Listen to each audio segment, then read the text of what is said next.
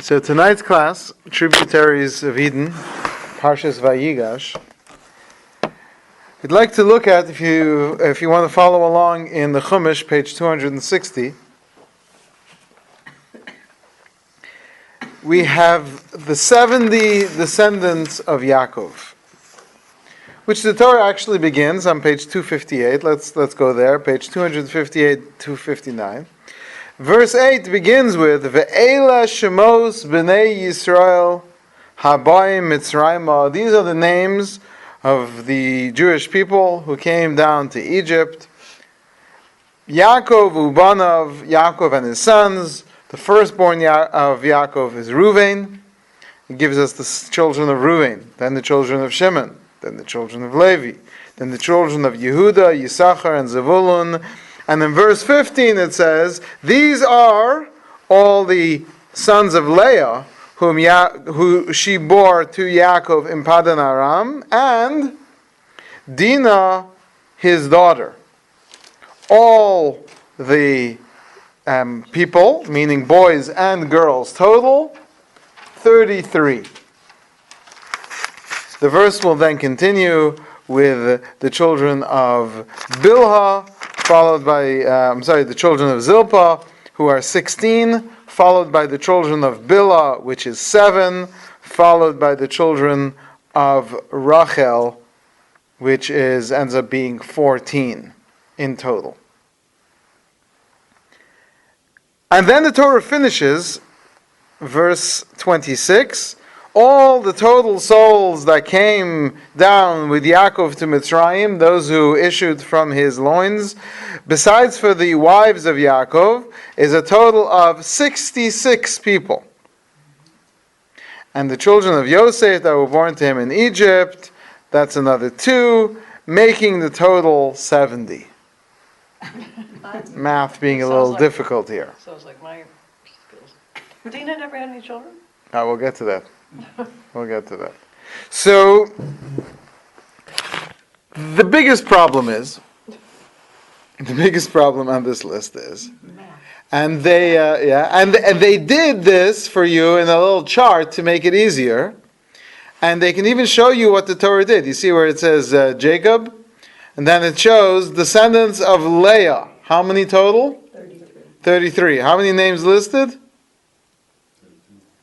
They numbered them for you? 32. Right. This is a problem. We're missing one. The Torah tells us that there are 33 descendants of Leah, while in fact there's only 32. The Torah tells us that there are 70 people, and you take a look at this list, and as you can see down there in 65, 66, the children of Naphtali, Shilem, the youngest of the descendants of Naphtali, is number 69. Number 70 is not listed in the Torah. To which the Gemara says, the Gemara asks this as a question. By the way, could the 33 by Leah be including Leah? Well, she's already counted. Where is she counted? She's not counted. One starts with Reuven. Yeah. Well, it says, I'm sorry. And Jacob also is counted. Oh, we'll get to him in a minute. But it says here, besides for the wives of the sons of Yaakov. But Rachel and Leah, we assume, are both gone. Yeah, they passed away.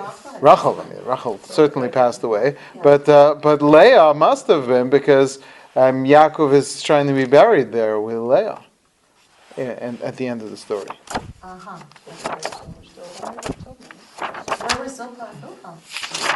So we have their burial places can be found in Israel. The Arizal, and amongst others, found them. Yeah.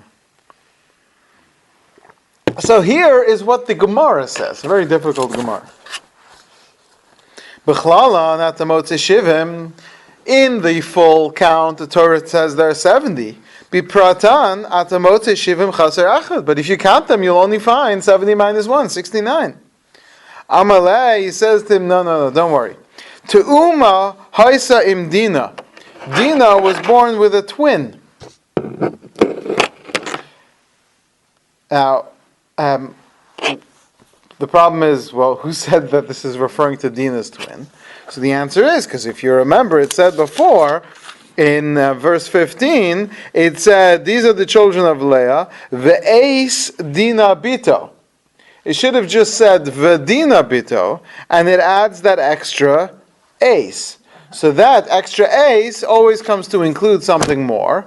So the use of ve'eis Dina bito is therefore going to say that there was someone along with Dinah that was there, and since we know that the Shvatim, or at least Dinah, was born with a twin, therefore that twin is counted but is not named here. Says the Gemara, if that's true, then one second. She's got the idea that all the Shvatim were born with twins. So Tosfos asks that question. Tosfos says, then we say that all the Shvatim were born with twins. So Rashi kills them, Rashi kills the twins. wipes out all the twins. Rashi says in this the parsha, he says, well, what about all the twins? They must have all died. So How come Dina's didn't? so how come Dina's dead? It just so happens, and then it seems kind of difficult. Yeah, it's very, very strange. And one of the commentaries says, like, Rashi, have you no mercy? But Rashi just means that by now, it makes sense. They're older by now, but still, it's not. They all died. Yeah, they all died except for Dina's twin. And the Gemara actually asks, Elamayata, if that's true, what about the Binyamin's twin? Because earlier the Torah says, Ve'ez Binyamin achiv ben imo. So the Gemara gives a very strange answer. This is Rabbi Chia bar Abba gives the answer. He says, Margalis tova hosa biyadi. I had a precious pearl in my hands. And you're trying to take it from me. I have this very special explanation that I was hoping not to have to reveal. But now you left me stuck, I have to give you the real answer. And the real answer is, Amar Rabbi Kalman bar Chanina, Zo Yocheved. Number 70 is Yocheved. Shehorasa b'derech, who was conceived on the road. V'leidasa bein achamos, and she was born between the walls. As they were entering Egypt, Levi's wife went into labor. Shenamar, as it says, Asher Yolda Osa Levi b'Mitzrayim. Later, the Torah will describe Yocheved as born to Levi in Egypt, and we say her birth was in Egypt, but her conception was not. So there's number 70. Number 70 is actually Yocheved, who is not going to be listed amongst the names for one simple reason. Because the Torah lists the people who left. And then the Torah lists the people who were already in Egypt. But Yocheved is someone who neither left Eretz Yisrael or was already in Egypt when they left. And therefore she doesn't get counted. But when the Jews do arrive, by that time, there's already 70. That's the Gemara's answer. So, I was cheating a little bit and reading the commentary here. Yeah, go It ahead. says that would make Yocheved 130 years old when Moshe is born. Mm-hmm. And if it was a big miracle that Sarah Ask- was 90, why are they not making a big deal about Asks that? the Eben Ezra. They probably quote the Eben Ezra there, right? Do they? Asks the Eben Ezra. Yeah. I don't understand. Simple calculations. If she's born at that moment when they enter Egypt, and they're going to be there for a total of 210 years, and the Torah tells us that when the Jews left Egypt, Moshe was 80 years old. It's all written in the Torah. That means Yocheved had Moshe when she was 130 years old. And we make such a big deal about Sarah being 90 years old, and we don't even, how is that possible that here Yocheved is 130 years old having a child, and there would be no mention of it. Therefore, the Eben Ezra finds difficulty with this opinion of our sages. And the Ramban goes to great lengths to defend our sages. In fact, the language that he uses on the Ibn Ezra is a little bit typical. He says, Rabbi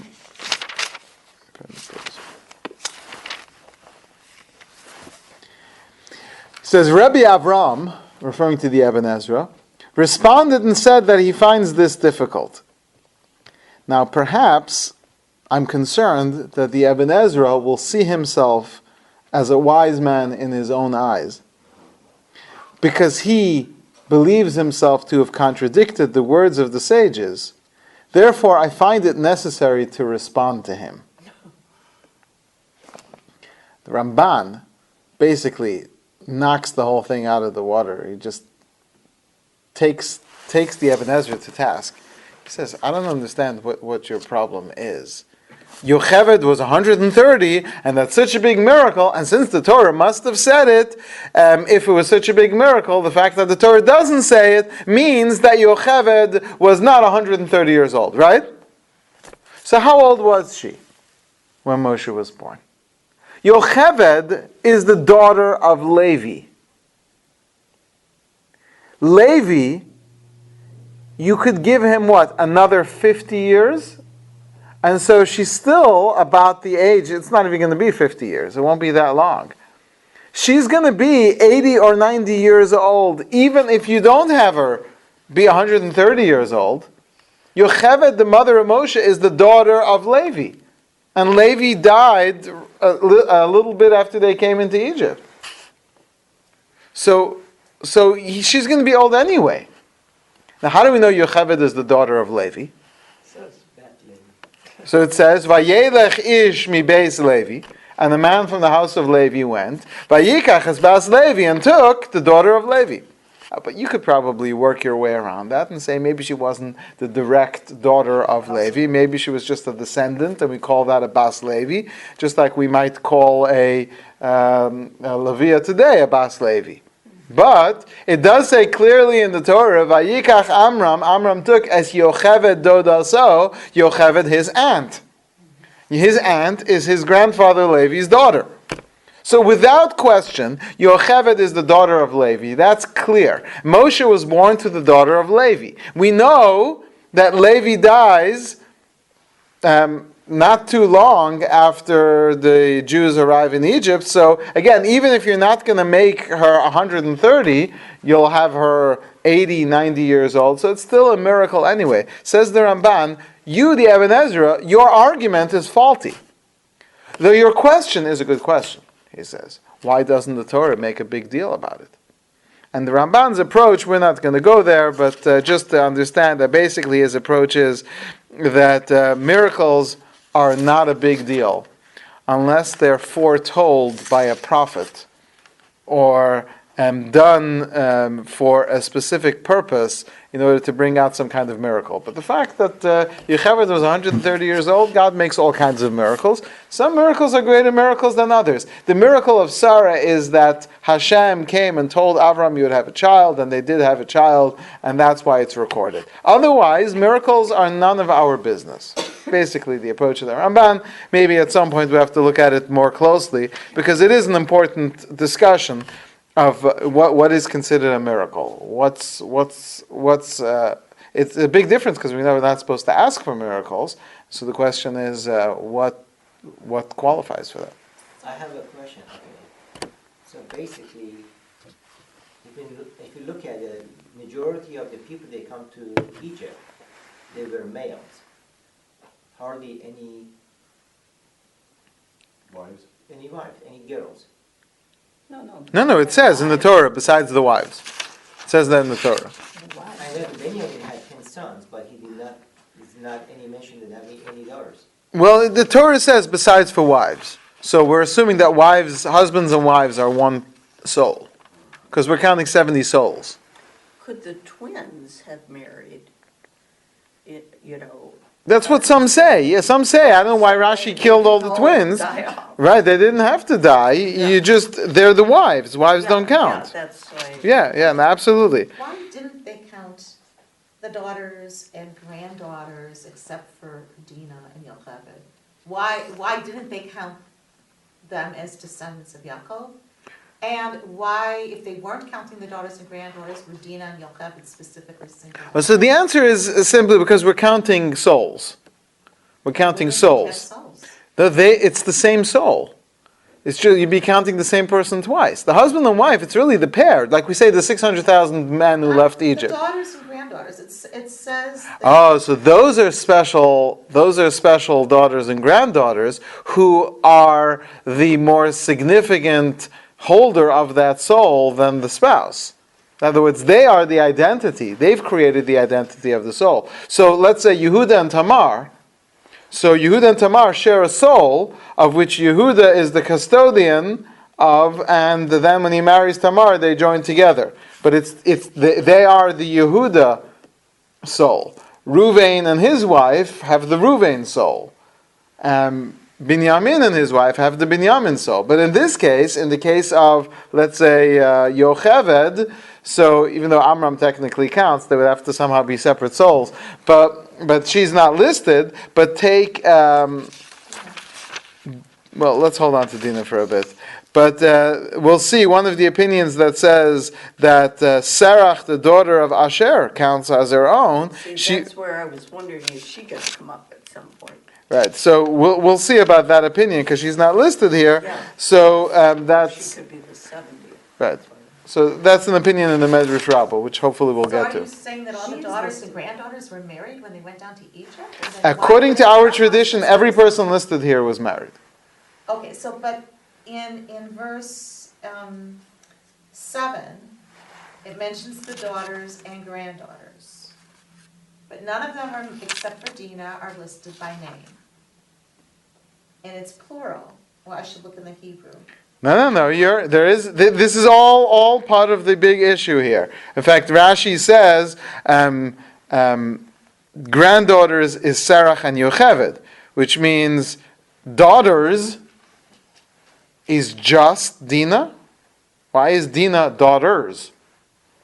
So someone will say that's the proof that Dinah's twin is who we're referring to. So it would be Dinah and her twin who are daughters. So, and then you Sarah said, is listed. Sarah is listed in the Chumash and in the list here.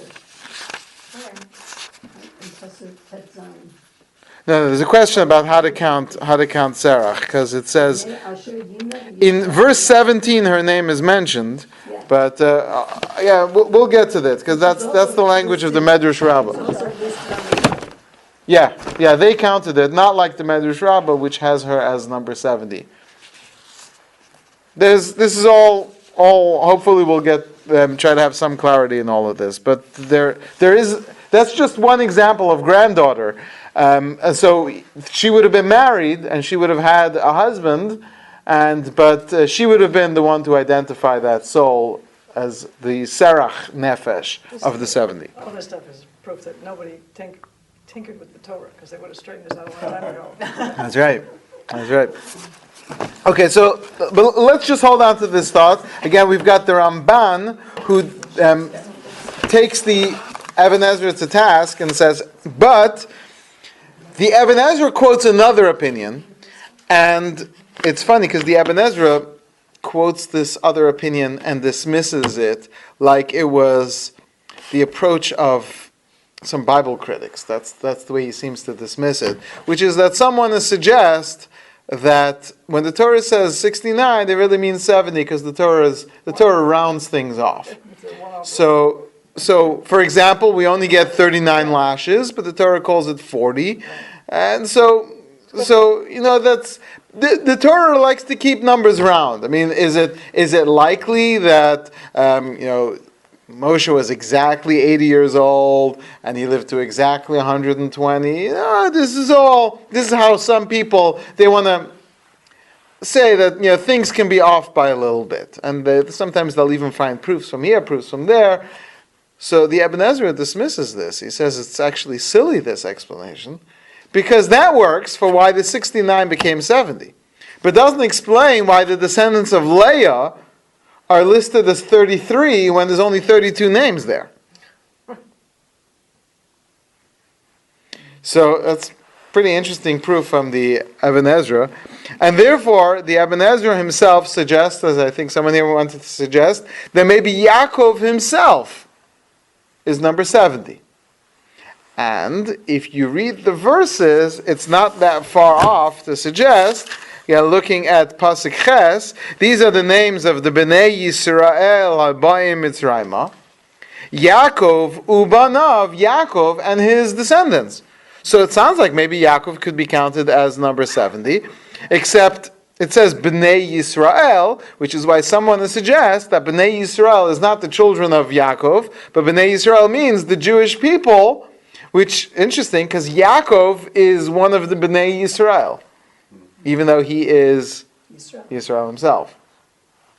I think that's okay, and many others say it. And by the way, this pshat, which the Ibn Ezra so easily dismisses as the Torah rounding off, actually some legitimate opinions suggest this, but the Ibn Ezra seems to be right, that how are you going to resolve the 32 to 33 issue? So who is missing? Who's the one that's being counted?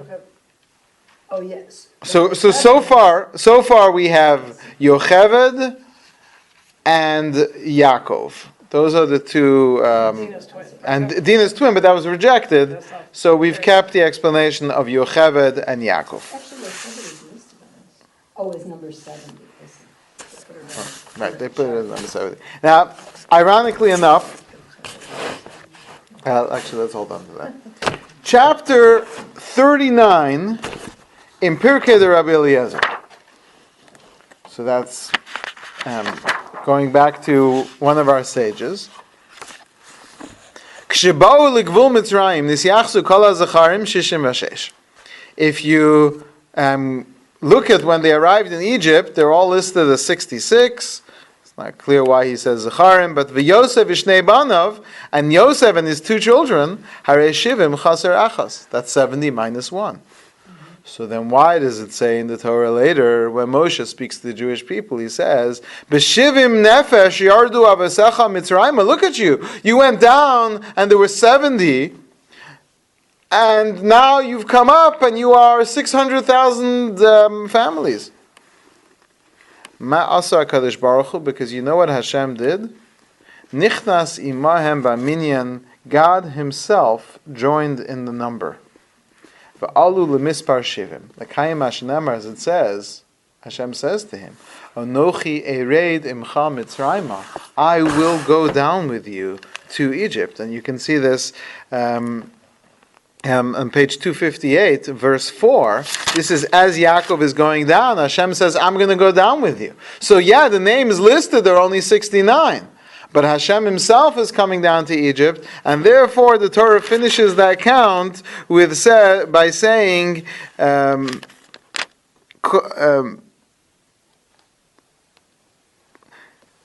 Yosef, look at the language, Kol nefesh lebeis Yaakov abba Mitzrayma shivim. It doesn't say 70 people, it doesn't say 70 souls even. It just says all the souls to the house of Yaakov that came down to Egypt, 70. So that means that they found themselves to be 70 because Hashem joins in the Jewish people in the count. But you don't really need to do that, because if you look at, wait a minute, where does, okay. Okay, so in in 26, in Kaf, I guess, it says that all the persons that came with Yaakov were 66, and there were two sons born to Joseph in Egypt. So if you take the 66 plus Yaakov is 67, and then Joseph and his two sons are another 3. That's if you're And counting, that's 70. that's the count of Yaakov. That's the Right. opinion that counts Yaakov. But the Birkat of Rabbi seems we don't want to count Yaakov. Why? Which is interesting, because Why don't you? why would you rather count Hashem than Yaakov? Yeah. Right? If you're not counting Yaakov, because it sounds like Kol HaNefesh Haba Lo Yaakov, they're coming with Yaakov. So with Yaakov means besides Yaakov. So, and therefore we'd rather use Hashem, which will fit with the with Yaakov, than use Yaakov, who's listed multiple times in the Torah in the list. For some reason we don't want We don't want Yaakov. What is that reason? Which leads one of the commentaries to suggest that maybe we want 71 rather than 70. Why do we not want to go Yaakov? Because, well, why do we not want to? It's more that the Torah doesn't seem to be saying that, according to these opinions. I mean, we'll see some other explanations later. But clearly, at this point, we should be throwing up our hands with, well, pick one. Make your choice. So far we have Yocheved, we rejected Dinah's twin, there's some suggestion of Binyamin's twin. And we had Yocheved, we had Yaakov, and we had HaKadosh Baruch Hu.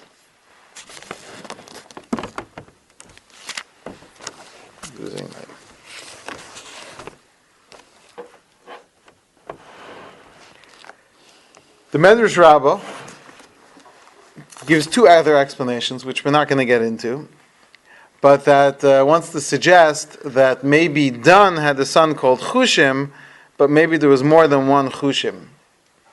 And then this other suggestion that maybe Serach bas Asher counts as one, counts as two. We're going to leave that whole Medrash, and we're going to go to a very famous Midrash. Uba habayis v'samach yado al akir uneshacho hanachash. Came the house and leaned on the wall. He came into the house and leaned on the wall, and the snake bit him. That's a verse in Amos, chapter 5, which I'm sure everyone knew. When Yaakov came, as soon as Yaakov arrives home, he, so to speak, leans against the wall, relaxing from his long trip. And he was bitten by the snake hiding in the wall. What snake are we talking about? Shechem ben Chamor, that's Shechem, who took Yaakov's daughter Dinah by force. Says Shahosebito shal Yaakov Yoshevas Ohlim, because the daughter of Yaakov Dinah, she was sitting in her tent, minding her own business, below Hoisa Yotzeis Hachutza, and she wasn't going outside, unlike most commentaries learn. Ma'as Shechem b'Chamor, what did Shechem do? Hevi mesachakos na'aros chutza la metofevos betupim. He brought these young girls outside her tent who were playing tambourines and instruments. Yatsa Dina liros babanas hamasachkos. So Dina went out to watch these performing girls. V'shalala, and he trapped her, ensnared her. V'shachavosa, and he raped her. V'harsa, and she became pregnant. V'yolda, and she gave birth as Asnas. V'amru b'nei Yisrael laharga. And the sons of Yaakov wanted to kill the child. She'achshav yomru kol haaretz sheyesh beis nus ba'alei Yaakov, because the world will say there is immorality in the house of Yaakov. Just Oh my God. strange kind of thing. Yeah, I was just thinking about Sounds like Yishmael. a Muslim Right. thing. Yeah, I mean, we'll see, because the language is actually not to be understood as literally as the simple reading as it. Me'asa Yaakov refused. Hevi tzitz, he took a head plate. V'kasav alav shem hakodesh, and put God's holy name on it. V'tala al tzavara, and hung it around her neck. V'shilcha v'halchala, and sent her away. V'akol tzafur l'fnei HaKadosh Baruch Hu, Hashem plans this. Hashem, this little girl. Baby. Yeah. V'yarad Michael Hamalach, and the angel Michael descended. V'horida leMitzrayim, to a nice, beautiful family. Lebesa shal Potifera, into the house of Potiphar. Sha'isa Asnas ru'uya leYosef leisha, because Asnas was Yosef's beshert. V'hisa Ishta shal Potifera Akara, and the wife of Potiphar was barren. Was she barren, or was he a eunuch? Either way, they didn't have any children. V'gidla osakabas, and they raised this young orphan child, or what they thought was an orphan child, this long lost child. They raised it like a daughter. Ukshiyarad Yosef leMitzrayim lekachalo, and that's where he ends up marrying. Shanamar, as it says in the Torah. Vayitan lo es Asnas bas Potifera kohen on leisha, and Paro arranged that Yosef should marry this girl Asnas. who would be Bas Yisrael, then not from Mitzrayim. Right, right. And It, his first cousin. His niece. But they all married. No, not his first cousin, his niece. His niece, yeah. niece. um, Moses and Moses' father were first cousins. what? Because if Moses' father, if Moshe's father married his aunt, Yocheved, okay, so then that means that Moshe was also his father's first cousin. That's right. But there wasn't that common at that time because there were so few, you know, I mean, if. Yeah, I mean, at this point, if you have got one family, you've Right. got no one else to marry. Yeah, That's yeah, what I mean. absolutely. Yeah. And if the twins married, you know, someone. Right, they married siblings from a different mother, That, yeah, so yeah, yeah. that's. That's why no wife, according to one opinion, no wife could have more than 6 children. Meaning, if Leah would have had more than 6 children, then there would have been a shortage of someone would have been stuck.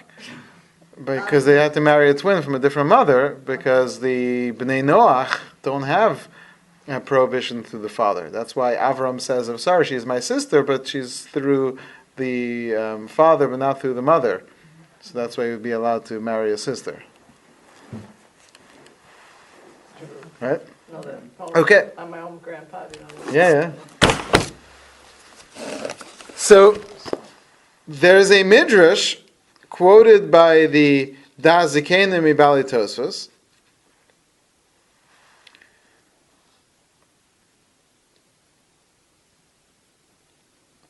who says, "Ukesha'avar Yosef b'chal eretz Mitzrayim," that when Yosef was put into the chariot and driven through Egypt, Yatsu kol anashim liros yafyo shel Yosef. This was the first time everyone had heard the legend of the beauty of Yosef.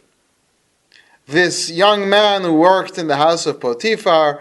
The Midrashim tell us all kinds of things. That once he walked through the kitchen and all the women cut their fingers off because they were so enamored by his beauty. So when this is like the original paparazzi, like so there he is. He's being taken through town, and all the girls, the girls are climbing the walls.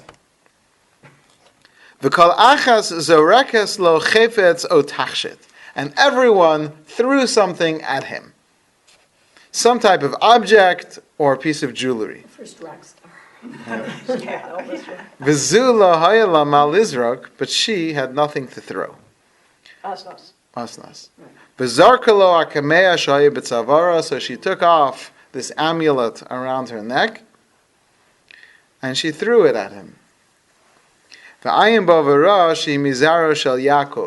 And saw that she was, if he had the name, according to the Pirkei Torah of Eliezer, or according to another tradition that had the words Bas Yaakov on it. And so he said, well, looks like I had to travel all the way down here to find a wife, and that's the way that it works. And But how did he know who threw it? I mean, if all these girls are just throwing things, how does he know who threw what? I guess they can figure it out. She still had all of her fingers. To be able to throw it. Very good. So the Torah Shlema says that why he wants to suggest that when the Torah says Ve'es Dina Bito and Dina his daughter, it's referring to the Ve'es, is not referring to Dina's twin, but to Dina's child, her illegitimate child, which is why the Torah doesn't want to shame Dina and bring up this episode again. So the Torah alludes to it in this vague way of the extra ve'es, And what fits so well with this explanation is that, and the Yocheved explanation too, is that, you see, the problem, if you count Yaakov, or you count Hashem, or you count Serach, the daughter of Asher, or if you count, well, no, you count Yocheved, it does work. But if you count Chushim, the son of Dan, you don't explain how Leah's descendants went from 32 to 33. But if you count Yocheved, it explains why it's from the descendants of Leah. But if you count Osnas, not as someone from Rachel's family, as the wife of Yosef, but someone who was a granddaughter of Leah, then that will explain why the 32 of Leah is 33, and also explains something very important, which is why did the Torah keep it such a secret? Why not tell us who it is? If it is Yocheved, so tell us Yocheved was born between the walls. So we can figure it out because the Torah later says Yocheved was born in Egypt, suggesting that she was conceived outside of Egypt because it wasn't necessary for it to say Yocheved was the daughter of Levi born to him in Egypt. So that means that we conceived before and somehow we're not. But according to this, if it's referring to Asnas, it explains why the Torah kept it so secretive. This was something which was very painful to the Jewish people at that time. You see how Shimon and Levi wanted to, according to the tradition of Shimon and Levi, wanted to kill this child. In fact, when How could they, if we're talking about people that we're supposed to look up to and that are our progenitors, how could they advocate the killing of an innocent child? So he says, one of the commentaries to this says, Mishum tzad chilul Hashem shel amei haaretz, that they felt that the chilul Hashem, the desecration of God's name that would occur here, justifies this act. So says the Radal. Different than some of the extremists of a different religion we have running around saying that if you shame God's name, you need. Well, we do have the concept of the death penalty. We just don't have the concept of killing innocent children.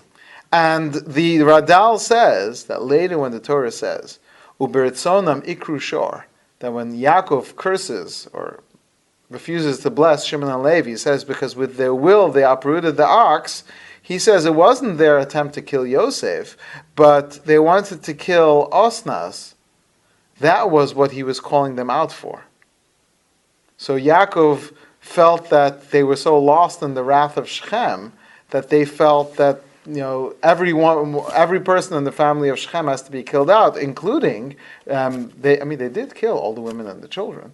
So they felt that whatever atrocity had been committed in Shechem, which justifies the killing of the men, the women, and the children, which requires an explanation on its own. It does require an explanation, although some say they only killed the men, they didn't kill the women and the children. There's some discussion on that because only one man committed the crime, though. So that entire episode is. No, they were all guilty. They were all in on it. I mean, that's what if you read the story, you can see clearly the whole thing was a ruse on the part of the whole town. So, and according to other commentaries, it's because they had no justice system and they allowed someone to take advantage. Right. So we've discussed that. And even if the simple reading of the Torah is that they only killed the men, that was the whole bris milah thing, that they got them, we can only kill the men. But somehow this child would be an extension of Shechem, it's a complicated topic, and certainly we disagree with that because they didn't do it, and Yaakov says that that's not okay. How much better is it to send a little child out by themselves and to die? And I mean, if who picked him up, Gabriel? If Gabriel Michael, right? Oh, Michael. Had Michael not picked her up, she would have been dead. Unless Yaakov had some sense of prophecy. See, right, because the whole amulet thing is. But what is so special about her? That's what I'm wondering. That, this is the Bashert for someone as important as Yosef. Right. And the fact that there's Hamor. I mean, there's like Rus, who's a descendant from someone who should not be a part of. So is there something? There is. Hopefully, if we have time, Yeah, we'll I get don't into know that if a we little can bit. get to Just want to that, mention that there is an interesting medrash that says the reason why she's called Asnas is because Yaakov left her in a thorn bush, in a sneh. And Asnas is related to the word sneh. She was the thorn bush. That would be her name. Which is interesting because Hashem comes down to Moshe and appears in a burning thorn bush. Yeah, Okay, so that's what I was gonna say. let's. That's a good story. Yeah, well, it's one of the best romantic stories in the Torah, if we can use such a term. But I'd like to take this, and I think we've stayed mostly within the Pshat, maybe a little Remez and Drush, but let's take this a little deeper, taking this back to a discussion we've been having for a number of weeks. Sefer Bereshis is where our forefathers began the process of the fixing of the world. The world broke. The world was broken by Adam. And if you don't mind turning in your Chumash, you can see on page 47,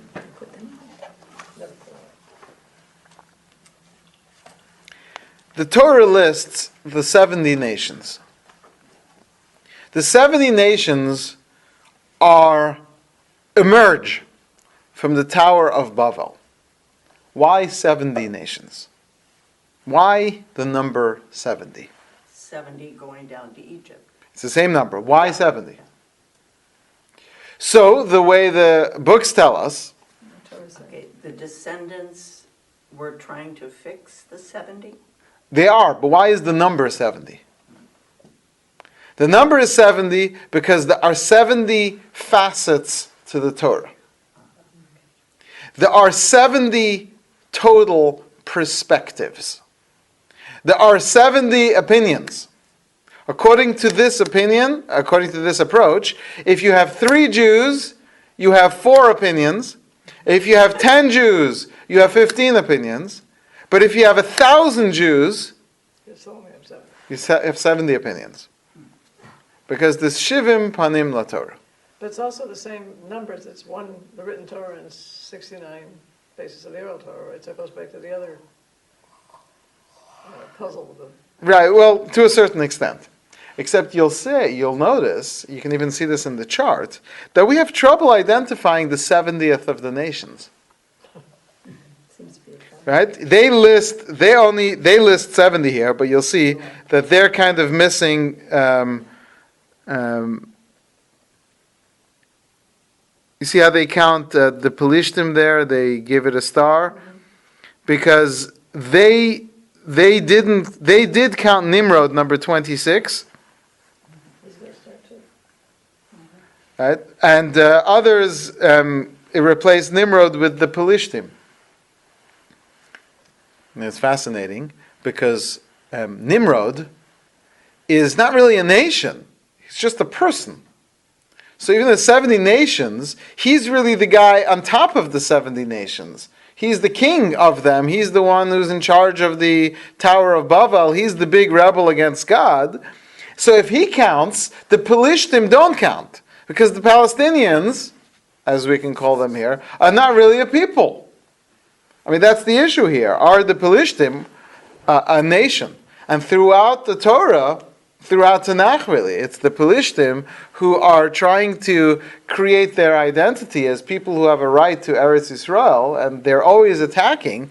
Although if you look, and history tells us this, that the Pelishtim were always different groups of people who were coming from different places, who were calling themselves Pelishtim to somehow connect to the original Pelishtim, which is Avimelech. But these were not the original people, because they were a sea people who traveled all over the world. And so, in fact, there was no relationship between many of the different kinds of people who called themselves Pelishtim. It's fascinating that the whole Pelishtim saga continues. But back to our topic. You got the 70 nations here. You have Nimrod, who really is number 71. But there's some question about about who he is. They represent the 70 languages or 70 nations which have separated from Abraham, who steps away from at this point and begins the cleansing process, which fulfills itself and completes itself when you have the 70 people. When you have the 70 people, at that point we are, as soon as you have the 70, you have the Jewish people.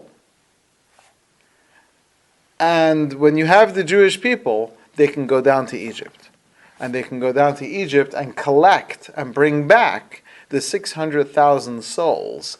So you have 70 souls, but the 70 souls contain within them 600,000 souls. And that process needs the iron furnace, which is Egypt, to bring out the souls.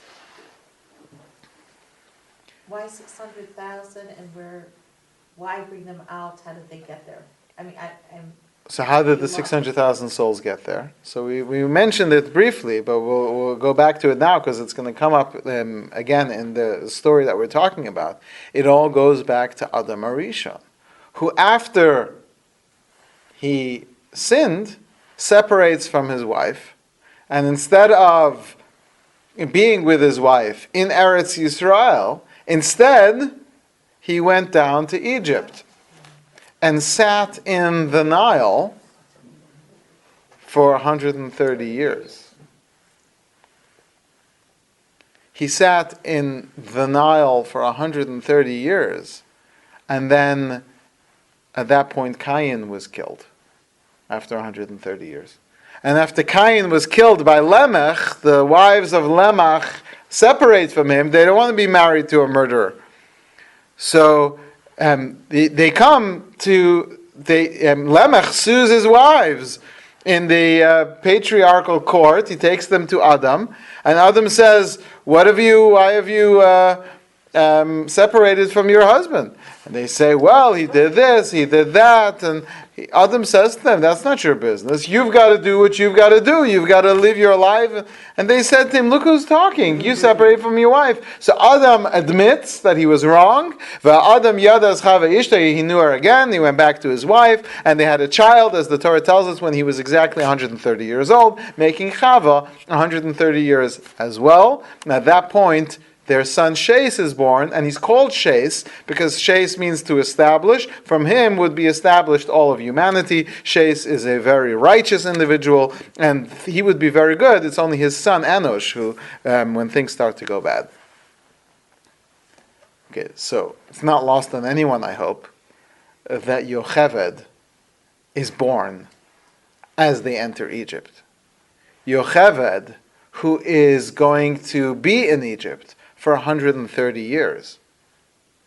And at that point, Amram has separated from his wife. Separated from his wife, why? Because the Egyptians are throwing babies in the water. In other words, because there's death in the world. Which is exactly the mistake that Adam Arishon made. And so Miriam comes to Amram and says, you can't do this, you can't separate, I have a prophecy that the salvation of the Jewish people is going to happen through you. So he takes back his wife at the age of 130. This is why this is kept secret, because this is the story that's hidden underneath all of Sefer Bereshis. Yocheved is the count because Yocheved is Chava. Yocheved is fixing, much like we talked a few weeks ago, about how Rivka is attempting to fix and correct the mistake of Chava. That's the part that she plays. And all Avram, Yitzchak, and Yaakov, etc., are trying to fix Adam. And Sarah, Rivka, Rachel, and Leah, and Yocheved are trying to fix Chava. Each one playing their role. And so the women in Egypt, the Nashim Tzidkanios, are the reason why we're saved from Egypt. Because they went down to the places where the men were working and enticed them to conceive children. They used the power of enticement associated with the power of the serpent, of the snake, to, unlike what they had allowed, which was to form the relationship with the serpent, or to be lost to Egypt, represented by the serpent, as you can tell from the snake crowns that the Egyptians wore, they represented that trap of the evil of the world brought into the world by the serpent. And the women, represented by Yocheved, went down into the places where the men were enslaved, representing Adam's punishment of by the sweat of your brow. And they went out there and brought them out using the power of enticement to create the 600,000 souls. That was the challenge. Can you go into the opposite of the Garden of Eden? Can you go into the greatest example of Gehenna of that generation and undo all the sins which you did in the Garden of Eden? And Yocheved, and leading the rest of the women, succeeded in that. So now, hear this, because it's fascinating. How did What- she succeed? Well, the women, they entice the men to have children. But Yocheved is... Well, Yocheved leads the women. That's Shifra and Pua, the whole... Hopefully we'll talk more about Yocheved when we get there. What she's trying to do to do her part in fixing the world. But you'll notice now the Medrash will be so clear, you'll wonder how people could read this Medrash and miss this. What does it say in the Medrash we read? Yaakov is like one who enters the house and leans against the wall to rest, And the snake bites. and the snake bites him. That's the snake, representing the serpent in the Garden of Eden, who wants to contain and keep and hold back all the souls that the Jewish people are going to be trying to collect. One of those souls, this mighty soul, this great soul, is the soul of Asnas, who represents the escape of the kedusha that's taken away from the serpent. And of course she's going to go down to Egypt, because that's where all the lost souls are going. And so Yosef, through overcoming, because if he fails in the test of the wife of Potiphar, he would drive that soul further away and further in, and then some greater tragedy would have had to occur. The Egyptian exile might have been even longer. But because Yosef overcomes, he gains access to this great soul, which is Asnas. So to a certain extent, possibly, Asnas and Yocheved have very similar souls. Yeah. So both explanations, the one that we're referring to Yocheved, who's born, or the one that's referring to Asnas, they're both descendants of Leah. They're both born in Egypt. If not, I'm sorry, not born in Egypt. They both end up down in Egypt. Both of them, their names remain anonymous because it could be either one. They're both true. You could oscillate between one and the other, and you would still be right. And so therefore this explanation, all the other explanations, the explanation that says that it was Yaakov who's the 70th, doesn't really contradict this. In the same way that we really have 71 nations, and you have Nimrod, and you have the Pelishtim, you have someone who might be a nation, might not be a nation, and then you've got this one individual who's leading them. And here you have Yaakov who's leading all these people, and we understand that the reason why they're going down is in order to fix the world. And therefore, whoever completes that number, whether it's Adam, Harishon, going back to Egypt, which is Yaakov, or whether it's Chava going down, or whether it's Hashem himself going down to fix the world that he broke. I'll just add as one final point that we know that there are 10 martyrs. 10 martyrs who are meant to atone for the horrendous misdeed of the sons of Yaakov for selling Yosef. 10 martyrs. There's only 9 brothers that sold Yosef. Binyamin was not there. Yosef was the victim. And Reuven wasn't there. In fact, Reuven had a whole secret plan to save Yosef.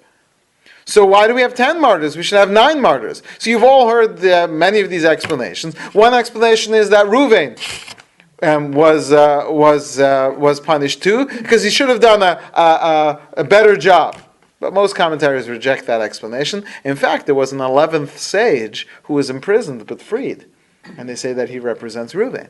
Some say that it was Yosef who's represented by the 10th martyr, because Yosef himself was responsible. And some say, famously, that Hashem represents the 10th martyr, and Rabbi Akiva, who was the greatest sage in terms of his Kiddush Hashem, who said, all my life I've been waiting to sanctify God's name. This is as he's dying, reciting the Shema. So Hashem says, that's the person who's going to die to atone for my role in that sin. So, it's clear that the parallels here are so obvious when you see how the question is it Ruvain, is it Yaakov, is it Yosef himself, or is it Hashem? And here we have, is it these other individuals? Is it Yaakov, or is it Hashem himself? We're understanding that this process is not an individualized process to any specific person here. This is a story, the same story as the process of creation, the same story that happens in Sefer Bereshis, and throughout all these parshias we watch as the world falls further in, and it becomes the job of our avos to pick up the pieces. I think for us, we have to understand that even though there's individuals, where each one of us is individuals, we are part of a much bigger force meant to fix the world at large. Anyone who looks at all the problems in the world and becomes frustrated because how can I fix all these problems? You don't have to fix all the problems of the world. You don't have to fix all the problems in your country. You don't have to fix all the problems in your city or in your neighborhood or in your community or even in your family or in your household. You just have to fix yourself. And whatever part you play in that role, eventually will come together to bring back all the Shivim Nefesh and all the 600,000 souls to be collected once more, so that we can return to Eretz Yisrael. B'meher b'yameinu.